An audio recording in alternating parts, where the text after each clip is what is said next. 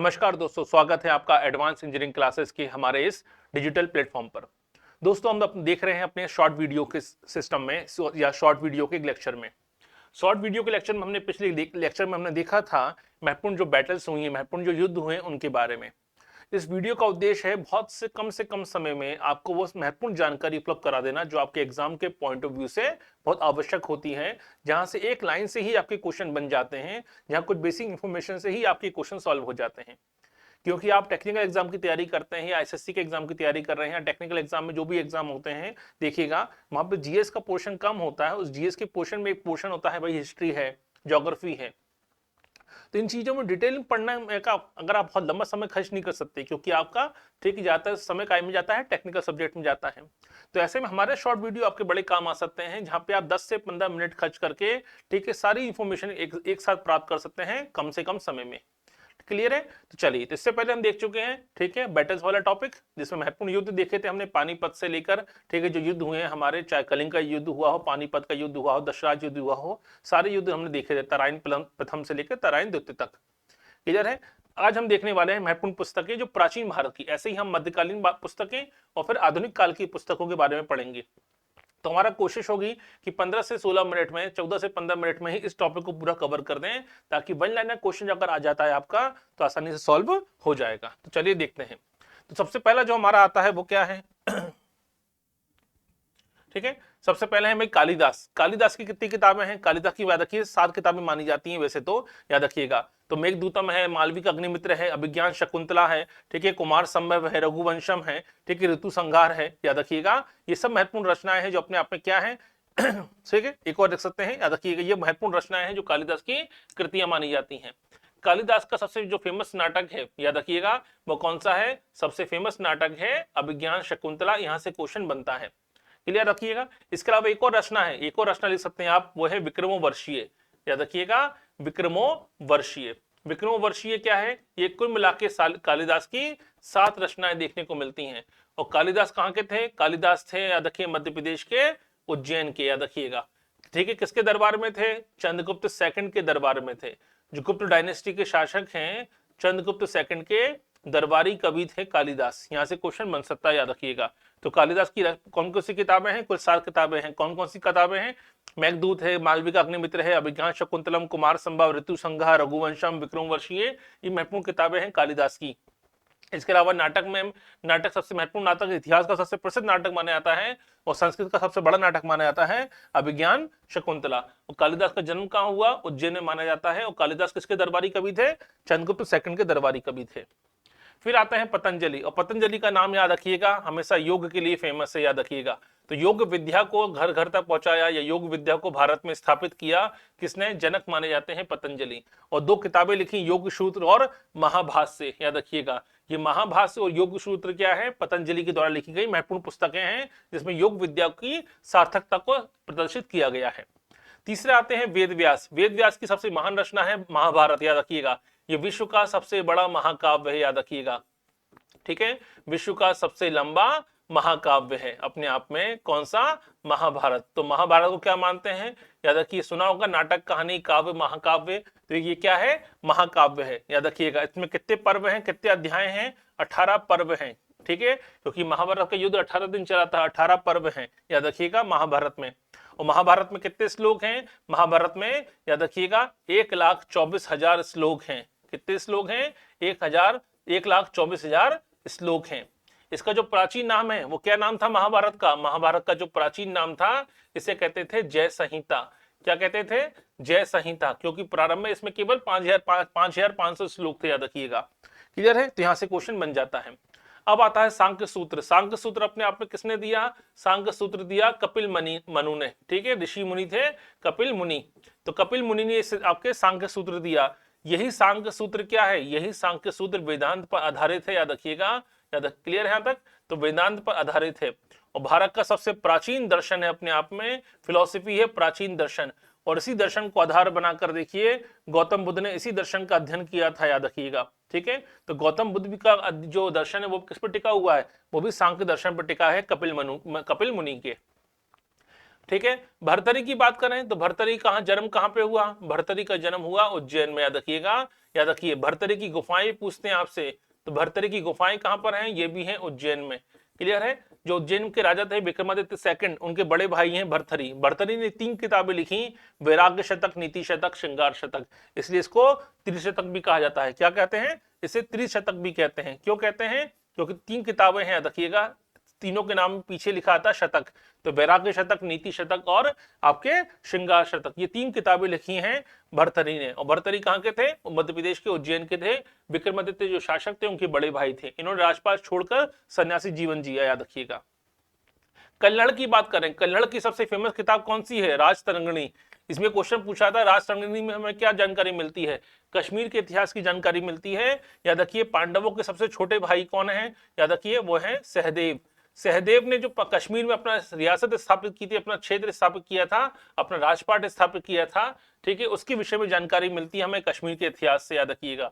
तो पांडवों के सबसे छोटे भाई सहदेव ने जो अपनी रियासत स्थापित करी, जो अपना शासन चलाया था कश्मीर में, याद रखिएगा, उस कश्मीर के इतिहास की जानकारी मिलती है हमें कल्हड़ की राजतरंगिणी से। यहाँ से क्वेश्चन बनता है हमारा। अब आते हैं जयदेव, और जयदेव की सबसे फेमस रचना है गीत गोविंद। और गीत गोविंद किसके लिए है, गीत गोविंद याद रखिएगा कृष्ण और राधा के प्रेम का वर्णन है, आपने याद रखिएगा। कृष्ण राधा की प्रेम लीलाओं का वर्णन किया है बड़े ही श्रृंगार रस के इस्तेमाल करते हुए, प्रेम रस का इस्तेमाल करते हुए, किसने, जयदेव ने। तो जयदेव की रचना याद रखिए, गीत गोविंद से क्वेश्चन बनते हैं। अब आते हैं बाण भट्ट। बाण भट्ट किसके दरबारी कवि थे, बाण भट्ट थे हर्षवर्धन के दरबारी कवि, याद रखिए। हर्षवर्धन कौन, कन्नौज के शासक थे, याद रखिएगा। और भारत में प्राचीन काल में सबसे प्राचीन अंतिम हिंदू शासक माना जाता है भारत का, किसको, हर्षवर्धन का। इसके बाद से भारत में इस्लामिक शासन स्थापित हुआ, याद रखिए। फिर भारत में अरबों का आक्रमण हुआ, फिर सल्तनत काल और मुगल काल चलता रहा, फिर बाद में ब्रिटिश आ गए। तो भारत में अंतिम हिंदू शासक कहते हैं हर्षवर्धन को। इनकी दरबारी कवि है बाण भट्ट। और बाण भट्ट की सबसे फेमस रचना कौन सी है, याद रखिए कादंबरी और हर्षचरित, याद रखिए ये बड़ी फेमस रचनाएं हैं। इसके अलावा एक और रचना है, इसका नाम है मुकुट तड़ित, ठीक है, क्या नाम है, मुकुट तड़ित। ये भी किसकी रचना है, मुकुट तड़ित भी रचना है बाण भट्ट की। तो 3 किताबें मालूम होना चाहिए आपको, कादंबरी, हर्षचरित और मुकुट तड़ित। अब आते हैं वात्सायन। वात्सायन ने वो लिखा है जो भारत में संभव ही नहीं था लिखना, आज भी संभव नहीं है, लेकिन भारत में, ठीक है, वात्सायन ऋषि मुनि होके भी भारत ने, ठीक है, वात्सायन ने क्या लिखी, वात्सायन ने लिखी कामसूत्र, जिसमें 24 प्रकार की यौन क्रियाओं का उल्लेख किया गया। यहाँ से याद रखिएगा 64 प्रकार की यौन क्रियाओं का उल्लेख किया वात्सायन ने, किसमें, अपनी पुस्तक कामसूत्र में। तो ये भारत में इतिहास में सबसे विवादास्पद किताब भी मानी जाती है, लेकिन भारत में अपने आप में खुले विचारों के लिए प्रतीक मानी जाती है ये किताब, ठीक है, याद रखिएगा। यहाँ से क्वेश्चन बन सकता है। जीमूत वाहन, जीमूत वाहन वो किताब है जिसने भारत में हिंदू समाज में, ठीक है, याद रखिएगा, ठीक है, हिंदू समाज में जो नियम कायदे होते हैं, कानून चलता है। तो ब्रिटिश शासन से आने से पहले भारत में ज्यादातर जो कानून चलता था, याद रखिए वो काय पे चलता था, जीमूत वाहन की किताब दाएं भाग पर। किस पे चलता था, दाएं भाग पर। बाद में किताब और भी आती है, बाद में किताब आती है विज्ञानेश्वर की, ठीक है, याद रखिएगा। विज्ञानेश्वर की एक महत्वपूर्ण किताब आती है दाएं भाग के अलावा भी, ठीक है, याद रखिएगा। उस पर भी किताब भारत में लंबे समय, उसके बाद भी भारत में कानून व्यवस्था में महत्वपूर्ण सुधार हुए। लेकिन भारत में ज्यादातर जो कानून चलता है वो काय पे चलता है, दाएं भाग पर। और दाएं भाग में क्या होता है, उत्तराधिकार कानून कैसे होगा, विवाह में कैसे कानून होगा, परिवार में संपत्ति का बंटवारा कैसे होगा, इन सब चीजों की बात की गई है हिंदू धर्म में दाएं भाग पर। क्लियर है यहाँ तक, चलिए आगे बढ़ते हैं। सीयूकी क्या है, ये लिखी है किसने, वेंगसांग ने। और वेंगसांग किसके शासन काल में आए थे, वेंगसांग आए थे हर्षवर्धन के शासन काल में, याद रखिएगा। पढ़ा था भी हमने, कन्नौज के शासक थे, हर्षवर्धन के शासन काल में आए थे, याद रखिएगा। यहाँ से क्वेश्चन बनता है, सीयूकी के लेकर क्वेश्चन बनता है। और वेंगसांग को कहते हैं यात्रियों का राजकुमार। क्या कहते हैं, यात्रियों का राजकुमार कहते हैं वेंगसांग को। यहाँ से क्वेश्चन बनता है। तो वेंगसांग के बारे में क्वेश्चन बनता है, याद रखिएगा। किसके दरबार में आए थे, कौन सी किताब लिखी, किताब का नाम क्या है, सुयूकी। एक व्यक्ति और है, उनका नाम है फायान, ठीक है, याद रखिएगा, फायान। और फायान ने लिखी थी फुयूकी, फुयूकी ये लिखी है सुयूकी, याद रखिए ये है फुयूकी। यहां से क्वेश्चन बन सकता है। अब आते हैं भरत मुनि। भरत मुनि ने लिखा नाट्य शास्त्र, ठीक है, याद रखिए। नाट्य शास्त्र को कहते हैं 5वां वेद। आपने 4 ही वेद सुने होंगे, ऋग्वेद, सामवेद, यजुर्वेद और अथर्ववेद, 4 वेद सुने होंगे। ये 5वां वेद कहलाता है। क्यों, क्योंकि याद रखिएगा इन 5वें वेद में, याद रखिए, इस नाट्य शास्त्र में भरत मुनि ने सभी जो प्राचीन शास्त्रीय नृत्य हैं उनका उल्लेख किया है, ठीक है, याद रखिएगा। प्राचीन शास्त्रीय नृत्य कला का उल्लेख किया है, याद रखिएगा, ठीक है। इसी नाट्य शास्त्र ने निकला है भरतनाट्यम, ठीक है, आपने सुना ही होगा भरतनाट्यम कहां पर होता है, भरतनाट्यम, ठीक है, जो होता है आपके तमिलनाडु में। एक होता है मोहिनी अट्टम, ठीक है, मोहिनी अट्टम, ये मोहिनी अट्टम भी कहां होता है, ये आपके होता है केरला में। एक आपने सुना होगा कथकली, ठीक है, कर्नाटक में होता है। एक होता है आंध्र प्रदेश में कुचिपुड़ी, ठीक है, कुचिपुड़ी, ये सब कहां पर होता है। एक होता है आपके उत्तर प्रदेश में कथक, ठीक है, एक होता है ओडिसी। ये सारे जो नृत्य हैं प्राचीन कालीन, याद रखिए शास्त्रीय क्लासिकल डांस हैं, वो सबका वर्णन काय में किया गया है, नाट्य शास्त्र में किया गया है, जिसे पांचवा वेद कहा जाता है। चरक संहिता, चरक संहिता किससे संबंधित है, मेडिकल साइंस से संबंधित है, आयुर्वेद से संबंधित एक रचना है, याद रखिएगा। तो भारत में जो आयुर्वेद है वो किस पर टिका हुआ है, वो याद रखिए चरक संहिता पर टिका हुआ है। और चरक संहिता किसने लिखी, चरक ने लिखी थी। और चरक किसके शासन काल में थे, चरक थे कनिष्क के शासन काल में।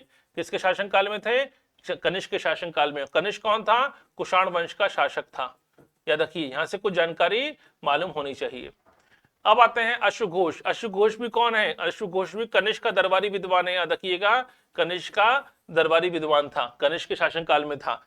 सूत्र अलंकार, बुद्ध चरित, सोदरानंद, सारिपुत्र विक्रम सबसे फेमस रचनाओं में से है। लेकिन ज्यादातर हमारी जो किताब आती है एग्जाम में, एग्जाम के पॉइंट ऑफ व्यू से बड़ा महत्वपूर्ण है, वो है हमारा बुद्ध चरित्र। और अश्वघोष वो व्यक्ति है जो चौथी बौद्ध संगति का, जो फोर्थ बौद्ध संगति हुई थी, याद रखिएगा, कनिष्क के शासन काल में चौथी बौद्ध संगति का उपाध्यक्ष था। यहां से क्वेश्चन बनता है, चौथी बौद्ध संगति का, याद रखिए क्या था, उपाध्यक्ष था, ठीक है, याद रखिए। तो यहां से भी क्वेश्चन बनता है, चौथी बौद्ध संगति किसके शासन काल में हुई, कनिष्क के शासन काल में हुई थी, और इसका उपाध्यक्ष कौन था, अश्वघोष था। फिर आते हैं पंचतंत्र। हम सब ने बचपन में जो कहानियां पढ़ी होती हैं पंचतंत्र की, याद रखिएगा। तो पंचतंत्र के लेखक कौन है, विष्णु शर्मा। पंचतंत्र हमारे दैनिक जीवन में जो हमें जानकारी देने वाली किताबें होती हैं, वो अपने आप में एक मार्गदर्शन की भूमिका निभाती हैं, हमारा नैतिक विकास करती हैं, एथिकल डेवलपमेंट करती हैं। और पंचतंत्र का फारसी भाषा में अनुवाद किया है, याद रखिएगा। फारसी भाषा में जो अनुवाद हुआ उसे कहते हैं अनवर ए सुहेली। क्या कहते हैं, अनवर ए सुहेली। तो मुगल काल में अनवर ए सुहेली के नाम से अबुल फजल ने इसका अनुवाद करवाया था, याद रखिएगा, पंचतंत्र का। अब आते हैं बराहमिहिर। याद रखिए बराहमिहिर कौन थे, बृहद संहिता लिखी इन्होंने, बराहमिहिर। चंद्रगुप्त सेकंड के दरबारी में, याद रखिए, खगोल शास्त्री हैं चंद्रगुप्त सेकंड के दरबार में, ठीक है, भारत के जाने मांगे खगोल शास्त्री, याद रखिए, जिन्होंने खगोल विद्या में महत्वपूर्ण काम किया, साथ ही साथ मैथमेटिशियन भी अच्छा काम किया, याद रखिए। तो भारत के जाने माने खगोल शास्त्री भी थे और भारत के जाने माने गणितज्ञ भी थे, यहाँ से मैथमेटिशियन भी थे, याद रखिएगा। बराहमिहिर ने सिद्धांत किताब लिखी बृहद संहिता। विशांग दत्त, विशांग दत्त की बड़ी फेमस रचना है मुद्रा राक्षस और देवी चंद्रगुप्तम। विशांग दत्त ने जो किताब लिखी है मुद्रा राक्षस, इसी मुद्रा राक्षस में सबसे पहले, याद रखिएगा, चंद्रगुप्त मौर्य को, जो चंद्रगुप्त मौर्य है, इसे शूद्र कहा था, याद रखिएगा। यहीं से क्वेश्चन बनता है कि कौन सी किताब में चंद्रगुप्त मौर्य को शूद्र कहा गया, मुद्रा राक्षस में कहा गया है। भवभूति, भवभूति कौन है, याद रखिएगा, भवभूति महत्वपूर्ण क्वेश्चन बनता है। इन्होंने 3 किताबें लिखी हैं, महावीर चरित्र, मालती माधव, उत्तर रामचरित्र। सबसे फेमस रचनाओं में से एक मानी जाती है भवभूति की, याद रखिएगा। भवभूति के जीवन की 3 बड़ी महत्वपूर्ण रचनाएं हैं अपने आप में, मालती माधव, उत्तर रामचरित्र और आपके, याद रखिए, महावीर चरित्र, ठीक है।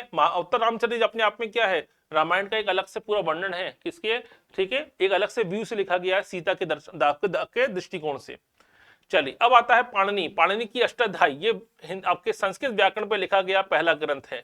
तो संस्कृत जो व्याकरण है आपकी, ठीक है, संस्कृत जो व्याकरण है, ठीक है, संस्कृत ग्रामर पर, संस्कृत व्याकरण पर लिखा गया पहला ग्रंथ है, संस्कृत व्याकरण पर लिखा गया पहला ग्रंथ है। यहां से जानकारी मालूम होना चाहिए, पाणिनि की अष्टाध्यायी। क्लियर है, याद रखिएगा। यहाँ से कुछ बेसिक क्वेश्चन बनते हैं। अष्टाध्यायी किसकी रचना है, पाणिनि की रचना है, और संस्कृत व्याकरण का पहला ग्रंथ माना जाता है, याद रखिएगा। फिर आते हैं संस्कृति वरण कंठावरण, संस्कृति सरस्वती कंठाभरण, ये किसकी रचना है, भोज राजा, यानी राजा भोज की रचना है ये। और राजा भोज कहाँ के शासक थे, राजा भोज की राजधानी थी मध्य प्रदेश का धार, याद रखिएगा। और राजा भोज के बारे में एक महत्वपूर्ण क्वेश्चन, कौन से वंश के शासक है ये, तो ये परमार वंश के शासन है, याद रखिएगा। कौन है, परमार वंश के शासक हैं, जिन्होंने साहित्य कला को बड़ा महत्व दिया। फिर आते हैं मेगास्थनीज। मेगास्थनीज की किताब का नाम है इंडिका। मेगास्थनीज किसके दरबार में रहता था, मेगास्थनीज आया था चंद्रगुप्त मौर्य के शासन काल में, मौर्य डायनेस्टी में, याद रखिएगा। सेल्यूकस निकेटर ने भेजा था, किसने भेजा था इसको, ठीक है, हमने पढ़ा था पिछली क्लास में, सेल्यूकस ने और चंद्रगुप्त मौर्य के बीच में युद्ध हुआ था, तो सेल्यूकस निकेटर ने इन्हें भेजा था, ठीक है, अपनी लड़की के साथ। लड़की कौन थी, हेलेना, ठीक है, याद रखिए इसको हम कौंडिल्य कहते हैं, जिसकी शादी हुई थी चंद्रगुप्त मौर्य के साथ। चंद्रगुप्त मौर्य के साथ जब शादी हुई थी तो सेलिकस निकेटर ने किसको भेजा, अपने राजदूत बनाकर, ठीक है, मेगास्थनीज को भेजा था। और मेगास्थनीज ने सबसे पहली किताब लिखी इंडिका। इसी इंडिका में हमें मिलता है उल्लेख किसका, पाटलिपुत्र का। ठीक है, याद रखिएगा। ठीक है, पाटलिपुत्र का उल्लेख मिलता है। पाटलिपुत्र क्या है, ये मगध की राजधानी है, याद रखिए। मगध क्या, याद रखिए उस समय का महत्वपूर्ण सबसे बड़ा जनपद, महाजनपद था। इसी पाटलिपुत्र को आजकल हम क्या कहते हैं, पटना कहते हैं। फिर आता है हर्षवर्धन। हर्षवर्धन कौन, अभी पढ़ा था हमने, कन्नौज का शासक था। इसी के शासनकाल में बैंगसंग आया। इसी के दरबारी कवि थे वाणभट्ट, याद रखिएगा। हर्षवर्धन को कहते हैं कविराज। क्या कहते हैं, कविराज। संस्कृत भाषा में इन्होंने कई सारे नाटक लिखे हैं, रत्नावली, प्रियदर्शिका, नागानंद। ये किसने लिखे हैं, आपके हर्षवर्धन ने। नागार्जुन, नागार्जुन अपने आप में क्या है, इनको कहते हैं भारत का आइंस्टीन कहा जाता है, याद रखिएगा। क्या कहते हैं इनको, भारत का आइंस्टीन कहते हैं। इन्होंने किताब क्या लिखी है, याद रखिए। क्यों कहते हैं, इनकी किताब है माध्यमिका सूत्र, जिसमें सबसे पहले अब थ्योरी ऑफ रिलेटिविटी, याद रखिएगा। थ्योरी ऑफ रिलेटिविटी का सबसे बारे में कॉन्सेप्ट किसने दिया, ठीक है, आइंस्टीन से पहले से भी 2000 साल पहले दे दिए थे सिद्धांत माध्यमिका सूत्र नामक किताब में। और दूसरी किताब का नाम है सूत्रकारिका, इसलिए इनको भारत का आइंस्टीन कहा जाता है, नागार्जुन को। वाल्मीकि, वाल्मीकि ने क्या लिखी, रामायण, याद रखिएगा। हम सब जानते हैं रामायण कौन सी भाषा में है, संस्कृत भाषा में है। कितने श्लोक हैं, 24,000 श्लोक हैं, किसमें, संस्कृत में, याद रखिएगा। 24,000 श्लोक हैं किसमें, रामायण में। ठीक है, याद रखिएगा। कितने कांड हैं, 7 कांड हैं। ठीक है, याद रखिएगा। ये कोई समान जानकारी मालूम होना चाहिए रामायण के बारे में। इसके अलावा देखें अर्थशास्त्र। अर्थशास्त्र किसकी रचना है, चाणक्य की रचना है। चाणक्य मतलब कौटिल्य, याद रखिएगा। किसके दरबार में थे, कौटिल्य, चंद्रगुप्त मौर्य के दरबार में थे, याद रखिएगा। अर्थशास्त्र में कितने अध्याय हैं, अर्थशास्त्र में 15 अध्याय हैं। यहाँ से क्वेश्चन बनता है, याद रखिएगा। अर्थशास्त्र में लोग कहते हैं ना, कौटिल्य ने ये कहा, कौटिल्य ने वो कहा, कौटिल्य ने कुछ नहीं कहा। जो तो हर व्यक्ति अपनी बात कहने के लिए कौटिल्य की बात जोड़ देता है। 1500-150 रुपए किताब आती, पढ़ लीजिए अर्थशास्त्र। इसके अलावा कोई किताब नहीं लिखी कौटिल्य ने, ठीक है। और केवल मौर्य प्रशासन के बारे में बताया गया है, याद रखिएगा। ठीक है, नहीं तो हर जगह पर व्हाट्सएप पे वो चलता रहता है कुछ ना कुछ कि कौटिल्य के अनुसार, कौटिल्य ने ये कहा था, कौटिल्य ने कुछ नहीं कहा। याद रखिए, किताब आती 150 रुपए की, अर्थशास्त्र पढ़ लीजिए। चलिए अगला आता है शूद्रक। शूद्रक ने किताब लिखी मृच्छकटिकम। मृच्छकटिकम का मतलब क्या होता है, इसका होता है, याद रखिए, माटी की या मिट्टी के आपके क्या नाम है, बैलगाड़ी। ठीक है, मृच्छकटिकम मतलब मिट्टी की खिलौना या मिट्टी की बैलगाड़ी कहते हैं, इसका अर्थ होता है आपके मृच्छकटिकम का। तो मृच्छकटिकम का अर्थ क्या होता है, मिट्टी का खिलौना या मिट्टी की बैलगाड़ी। ठीक है, याद रखिएगा।